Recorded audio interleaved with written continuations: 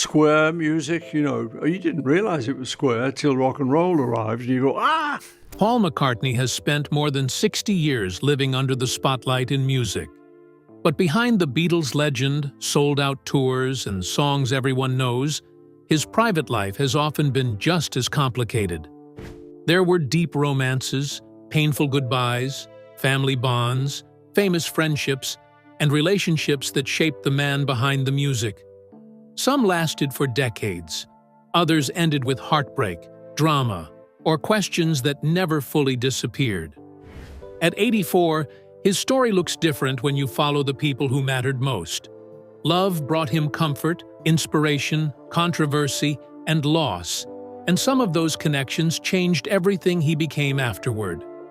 From Beatlemania to marriage, heartbreak, family, and fame, Paul McCartney's life was shaped by powerful relationships. Join us as we uncover the people and connections that mattered most to him. The first woman Paul ever loved. James Paul McCartney was born on June 18, 1942, at Walton Hospital in Liverpool. His mother, Mary, had trained as a nurse, while his father, Jim, worked in the cotton trade before the war changed family life. Jim later worked in engineering. Money was not always easy, but Mary's work as a visiting midwife helped the family move forward. Paul grew up with his younger brother, Michael. Music, however, was always there. Jim had played trumpet and piano, and once led Jim Mack's jazz band. He kept an upright piano in the front room and encouraged both boys to play. Paul preferred learning by ear. At 11, he tried for the Liverpool Cathedral Choir and was rejected, then joined another church choir. School went better. In 1953, he was one of only 3 boys out of 90 to pass the 11+ exam and enter the Liverpool Institute. A year later, he met George Harrison on the bus and quickly became his friend, although Paul later admitted he sometimes talked down to George because he was younger. Then Paul's life changed in a way no school success could soften. On October 31, 1956, Mary died from an embolism after surgery for breast cancer. Paul was only 14. Mary's work shaped his childhood before that loss. Her earnings helped the family move to 20 Forthlin Road, and Paul remembered her cycling to patients at 3 in the morning through snow. After she died, music became a place where grief surfaced. His first song, I Lost My Little Girl, came soon afterward, and he later wondered whether Yesterday carried her memory too. Jim stayed close and kept music alive at home. For Paul's 14th birthday, he gave him a trumpet, but rock and roll had taken over Paul's imagination. Paul traded it for an acoustic guitar so he could sing while playing. He reversed the strings after realizing Slim Whitman played left-handed. Little Richard became one of his heroes. Before fame and before the women who would later fill his songs, Paul had already learned that love could disappear without warning so early. The boy who would change Paul's life forever. On July 6, 1957, 15-year-old Paul met John Lennon at a church fete in Woolton. John was playing with the Quarrymen, a skiffle group mixing folk, blues, jazz, and rock and roll. Paul impressed him with his guitar playing and his version of 20 Flight Rock. Soon after, John invited him into the band. That meeting changed Paul's life. They were different, but the difference worked. John later said Paul brought lightness and optimism, while he leaned toward sadness and rougher sounds. They began writing together at home and at school. Their early song pages carried the words, "Another Lennon-McCartney original." They worked closely, sometimes eyeball to eyeball, and learned from the Everly Brothers, Chuck Berry, Buddy Holly, Elvis Presley, and Little Richard. George Harrison joined in 1958. By then, Paul was also discovering romance. Dorothy Rohn became his first serious girlfriend after they met at the Casbah Club in 1959. Paul chose clothes he liked her to wear and suggested her makeup and hairstyle. He was jealous and controlling at times, Yet Dot remembered him as caring and attentive. When the Beatles went to Hamburg, Paul wrote her regular letters. He later admitted he had other girlfriends there, often women who worked as strippers. Dot became pregnant in 1960. Jim was shocked, but accepted it, and Paul bought Dot a gold ring. They planned to marry, but she miscarried. The relationship continued until 1962, when Paul ended it because he did not want marriage at 20. Around this time, he briefly dated Thelma Pickles, who had previously dated John, and had an on-and-off relationship with Iris Caldwell, who once poured sugar over his head after an argument. Yet music moved faster than romance. The Quarrymen became the Beatles. Stuart Sutcliffe joined, Pete Best became drummer, and the group went to Hamburg. When Sutcliffe left, Paul moved to bass. Brian Epstein discovered them after hearing about My Bonnie, became their manager in 1962, and began turning a rough Liverpool group into something much bigger. Paul's private life was already complicated, but public madness had not even started yet. Behind the cute Beatle was a messier private life. The Beatles' first hit, Love Me Do, arrived in 1962, and within 2 years Beatlemania had exploded from Britain to America. Ringo Starr was on drums, George Martin guided the recordings, and Brian Epstein helped shape the clean image that made the group easier for the public to love. Paul was often called the cute Beatle, but his private life was already much more complicated.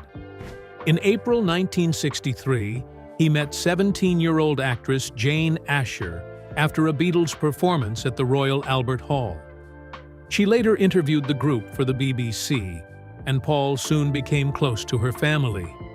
He moved into their Wimpole Street home and stayed there for nearly 3 years, finding a kind of normal family life, while the Beatles became impossible to escape. Jane also became a major inspiration. Paul wrote Yesterday while living there, and songs such as And I Love Her, You Won't See Me, and I'm Looking Through You were tied to their relationship.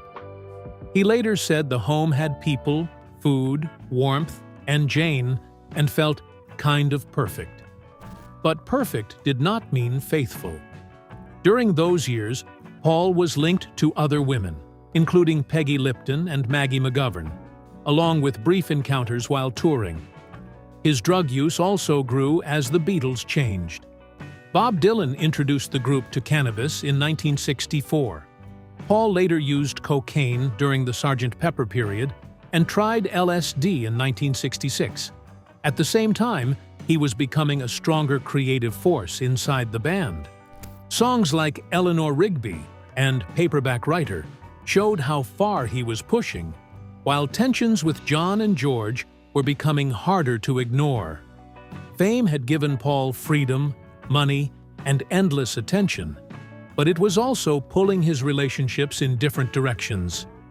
Jane was still beside him, yet another woman had entered the story. Linda arrived as the Beatles began to crack. Paul first met American photographer Linda Eastman at the Bag O'Nails Club in London on May 15, 1967. Linda had built a career photographing musicians. She later joked that John had first been her Beatle hero, but once she actually met him, the fascination faded, and Paul became the one she liked. Paul saw Linda across the club and decided he had to speak to her. Linda later admitted she was just as bold. "I was quite shameless, really," she said. They met again 4 days later at the launch party for Sgt. Pepper. Then Linda returned to New York. At that point, Jane Asher was still in Paul's life. Brian Epstein died in August 1967, only months after Paul met Linda. Paul said it was shattering, sad, and a little frightening, adding, "We loved him." Epstein had believed in the Beatles before the world did, and had become the steady figure behind their rise. His death left a huge gap. On Christmas Day 1967, Paul and Jane announced their engagement. and she traveled with him to India in early 1968. That year, Paul dreamed of his late mother, a moment that led him to write "Let It Be." He remembered the dream as a blessing. But his relationship with Jane was breaking down. She ended the engagement after discovering Paul's involvement with Francie Schwartz. Jane later refused to publicly discuss that chapter. Paul tried to fill it by pushing the band forward, but not everyone welcomed his leadership. By 1968, tensions were rising. George felt pushed aside. Ringo temporarily left during the White Album sessions after conflict over his drumming, and John was moving toward a new life with Yoko Ono. Paul and Linda met again in New York in May 1968. This time, the connection deepened. Linda had a free spirit, loved nature, cared little about looking polished, and already had a young daughter, Heather. Paul liked children and bonded with her. By the time the Beatles were moving toward collapse, Paul's relationship with Jane was over, and Linda was becoming the person he leaned on most. The woman who pulled Paul back from the edge. Paul and Linda married at Marylebone Town Hall on March 12, 1969. Linda was pregnant with their daughter Mary, and Paul adopted her daughter Heather. Some fans were upset because Paul had been the last unmarried Beatle, and Linda became a target as the band fell apart. John Lennon later defended her against the insults, saying she had received hatred and absolute garbage simply because she fell in love with Paul.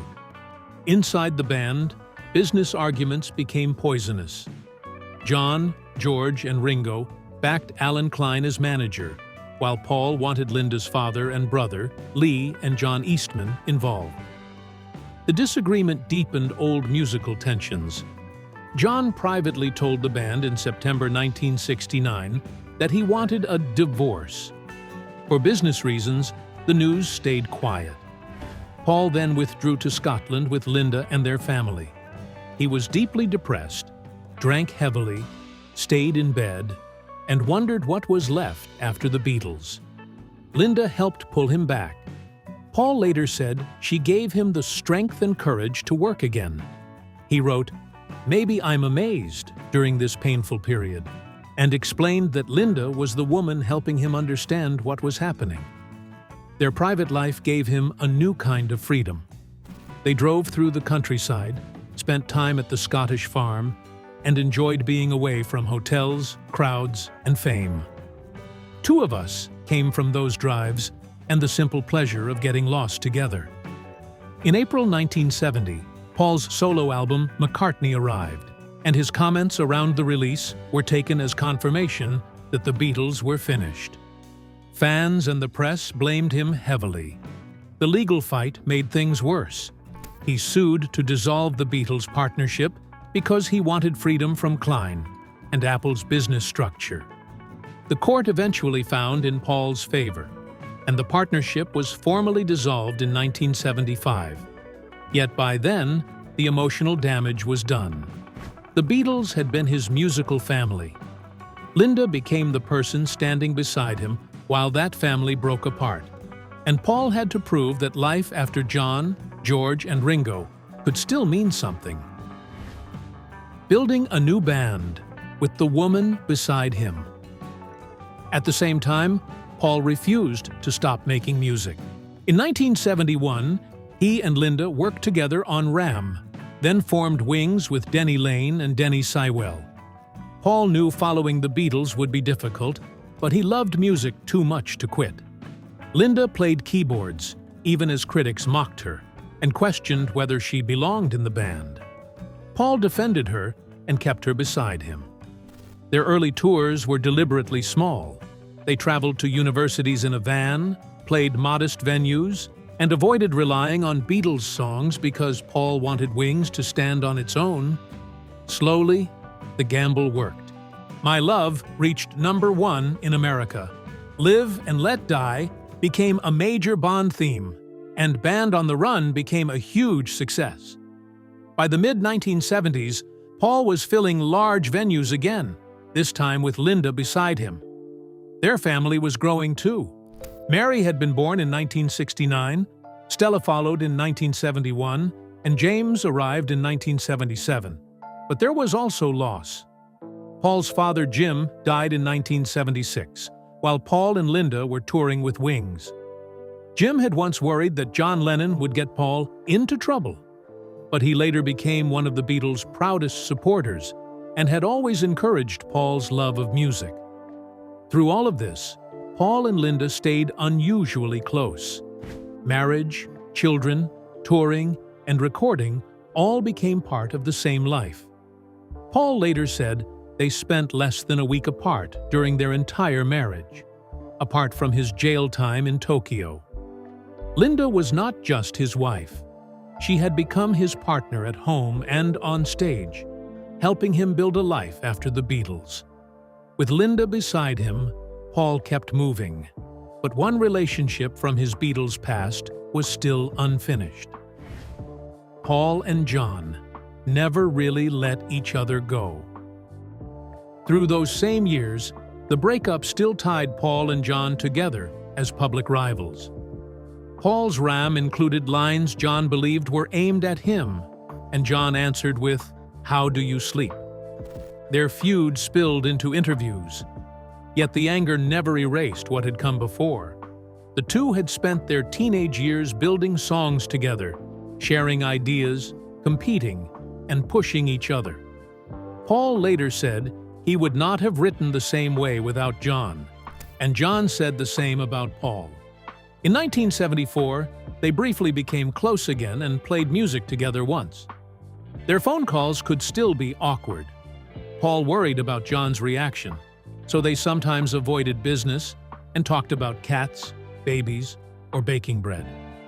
On April 24, 1976, Paul visited John at the Dakota in New York. They watched Saturday Night Live together and heard Lorne Michaels jokingly offer the Beatles $3,000 to reunite. For a moment, they seriously considered going to the studio, but decided it was too late. It became the last time they were together. Their final phone conversation, shortly before John and Yoko released Double Fantasy, was friendly. Paul later said that gave him comfort because they never truly sat down and settled every difference. Then, on December 8, 1980, John was murdered. The next day, reporters surrounded Paul outside a London studio. Shocked and uncomfortable, he said, "It's a drag." The line looked cold in print and caused anger. Paul later explained that he had meant it with deep sadness. He went home, watched the news with his children, and cried most of the evening. Years later, he admitted he wished he had tried harder to get behind John's protective mask. Yoko told him after the murder, "John was really fond of you." Paul treasured that. He called John his greatest hero and wrote "Here Today" as a tribute. The public feud was loud, but the connection underneath was older and truly impossible to replace. And while Paul grieved John, the life he had built with Linda was entering a new decade of its own. Old friends, new feuds, and one very expensive betrayal. The 1980s brought Paul fresh success, but also new complications. McCartney the Second reached #1 in Britain, and Coming Up became Wings' final American #1 before the band ended in 1981. Paul then worked with Stevie Wonder on Ebony and Ivory, and with Michael Jackson on The Girl Is Mine and Say, Say, Say. That friendship later became strained when Jackson bought ATV Music in 1985 and gained control of many Lennon-McCartney songs. Paul had previously tried with Yoko Ono to buy the catalog and later criticized Jackson's handling of it. His film, Give My Regards to Broad Street, was poorly received in 1984, though the soundtrack performed much better. At Live Aid in 1985, technical problems hurt the opening of Let It Be, but the performance recovered once the sound was fixed. Through all of this, Linda remained part of Paul's work and home life, just as she had since the Beatles ended. He also kept expanding creatively, exploring painting, animation, classical music, and experimental projects. After a long break from touring, he returned to the road and played to 184,000 people in Rio in 1990. A year later, he moved into orchestral music with Liverpool Oratorio. His relationships with the surviving Beatles also changed. Ringo continued working with him on recordings and appeared in Give My Regards to Broad Street. George was more complicated. He had criticized Paul's controlling studio style, yet the shared history between them never disappeared.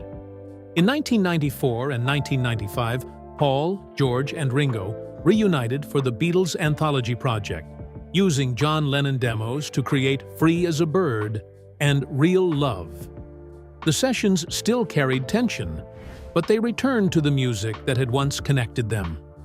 Paul's career kept moving, while old friendships and family memories stayed close.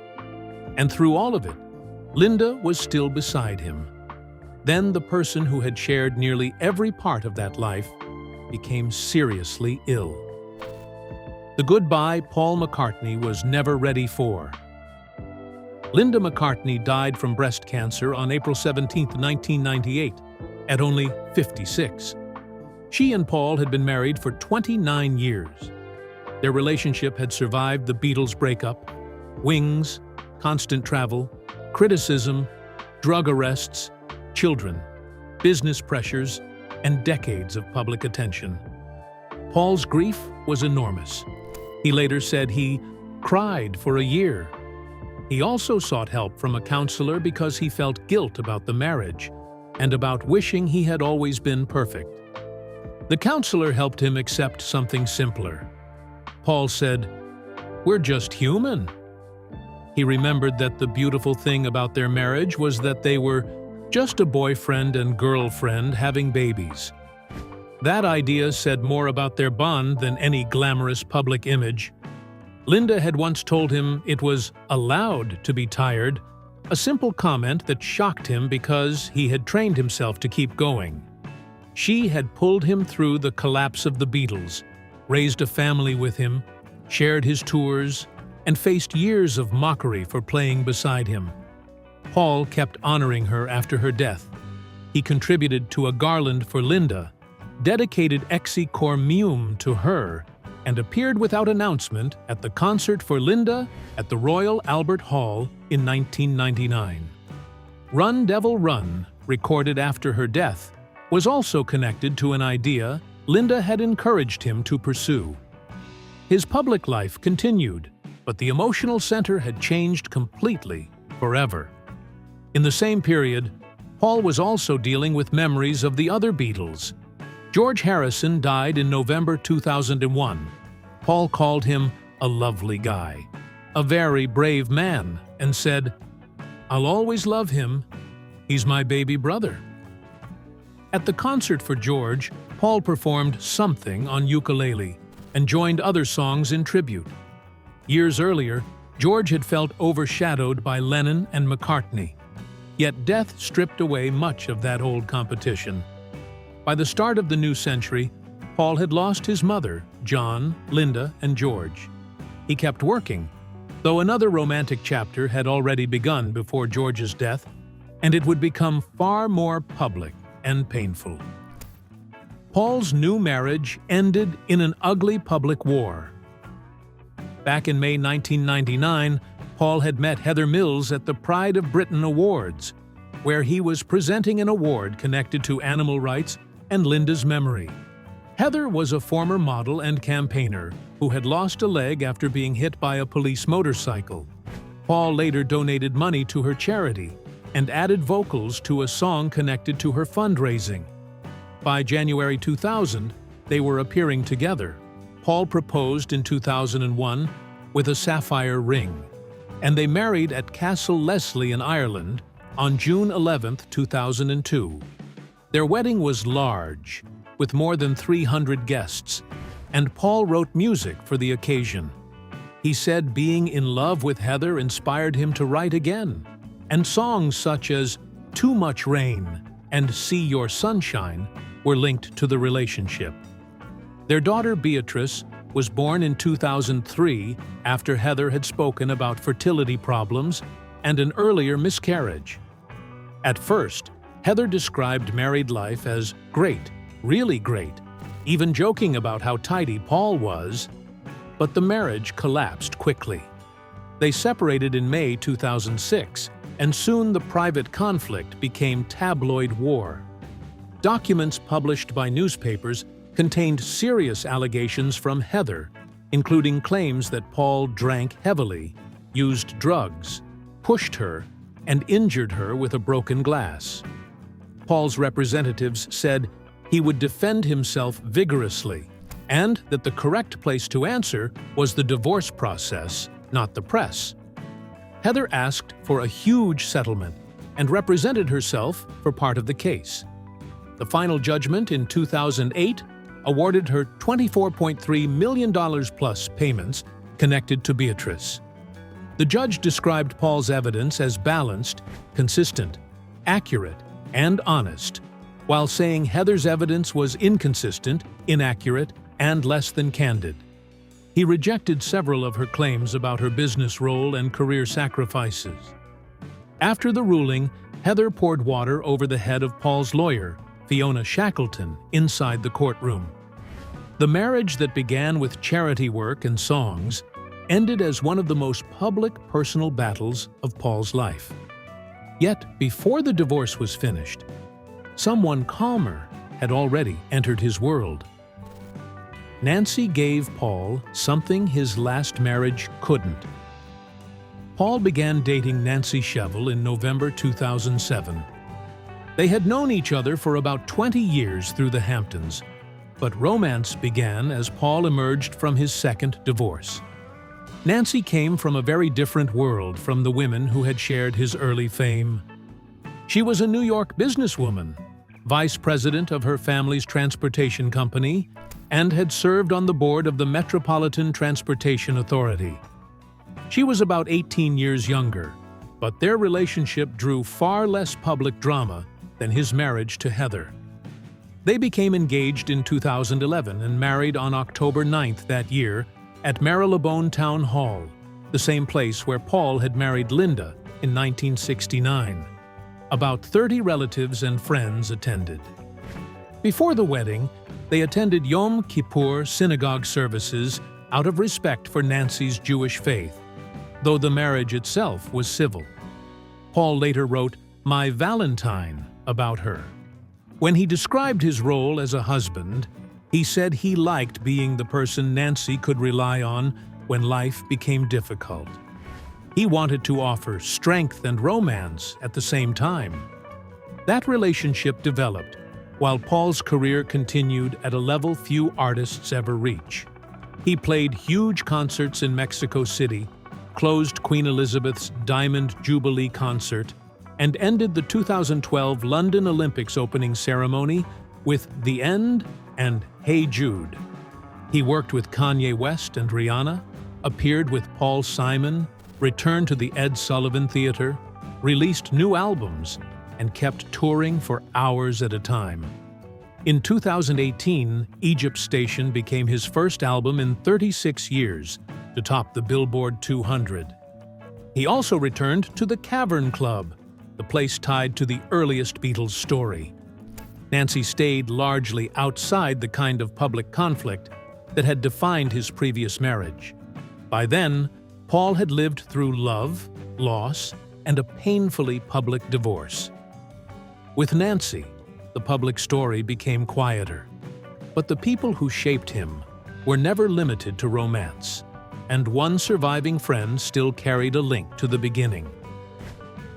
The people Paul lost never really left his life.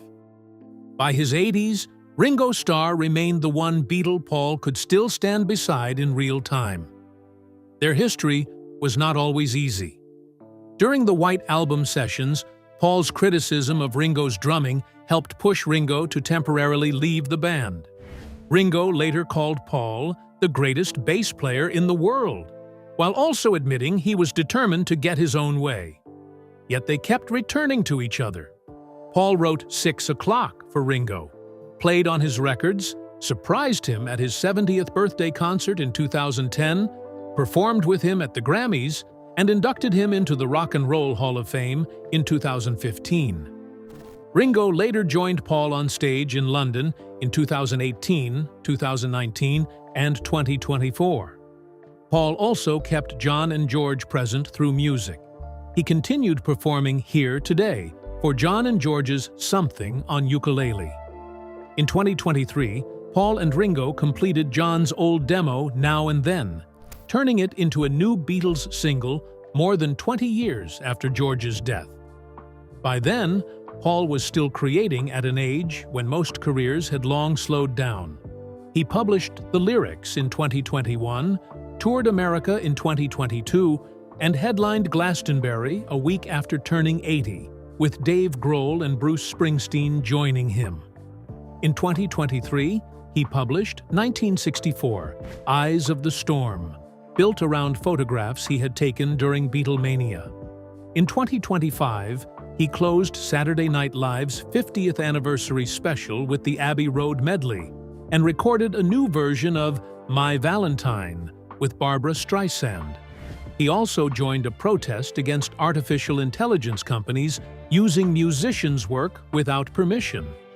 In 2026, Paul released Days We Left Behind, and the Boys of Dungeon Lane returned to Saturday Night Live and appeared as the final guest on The Late Show with Stephen Colbert. He even performed I Want to Hold Your Hand at a private wedding reception, his first live performance of the song since 1964. At 84, the work was still moving forward, with old songs, old friends, family memories, and new music continuing to meet on the same stage in ways that still surprised his audiences worldwide.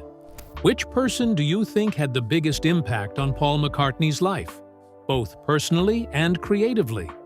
And looking back at everything he went through, which relationship do you think meant the most to him in the end? Share your thoughts in the comments below. And don't forget to hit like, subscribe, and stay tuned for more incredible stories from Hollywood's fascinating history. See you next time.